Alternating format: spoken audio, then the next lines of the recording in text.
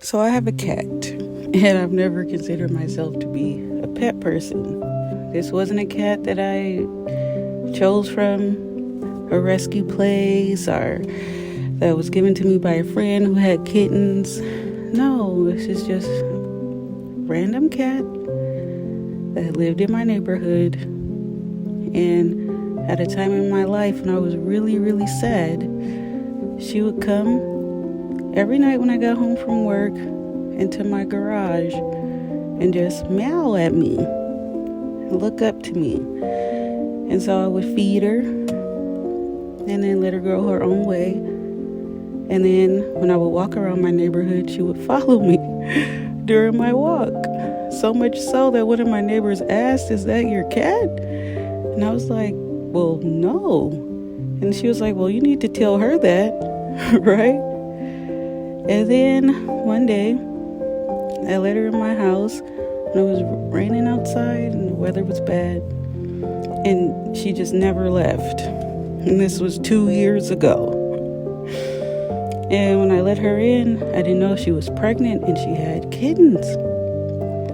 And so I remember her having kittens before in the neighborhood. And for me, I always thought well, it's best for the kittens to be in the wild, not in captivity. And so I took her and her kittens to the park near my place. And she was kind of going crazy.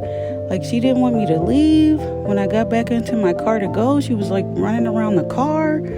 And it made me feel really bad because I felt like I was doing the best thing for her and her kittens. I'm like, they need to be in the wild. They need to learn how to survive. You guys don't need to be cooped up in my little place, right? No. So I leave, do my stuff for the day. I come back. She's there and her 4 kittens are there too, waiting for me to come home. And so after that, I just realized, I recognized the love that she had for me and that we must have had some kind of bond because she would come to me when I was sad. And even though I didn't fully understand the kind of love she had in her little heart for me, I saw it, I recognized it, and I chose to honor it, So I guess the reason why I'm telling this little story is because maybe sometimes in life we come across people who love us, who probably love us deeply or intensely in a way that we don't understand, but that we recognize as love. And let's say even if we're unable to reciprocate it at the time or for whatever reason, I think it's still good that when we recognize that love that someone has for us, a deep love that someone has for us, that at the most, if we can't reciprocate, at least honor that love. Don't act like it's not there. Don't get angry about it or annoyed by it or try to kill it or snuff it out because you think that's for the best. God is love. And if that love came into your life, it was sent into your life by God. And let's say you're at a place in your life where you're not ready to open up to that kind of love yet. That's okay. We all have our journeys and we all make our choices.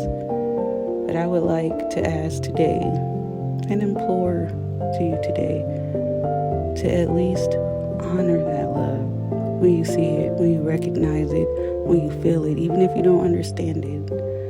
My mom told me once that love comes from the soul. It doesn't come from the mind. So love is not really a concept I think any of us will ever truly understand with our logical, rational minds. But when our heart recognizes love, when our soul recognizes love, let's at least honor it. In Jesus' name.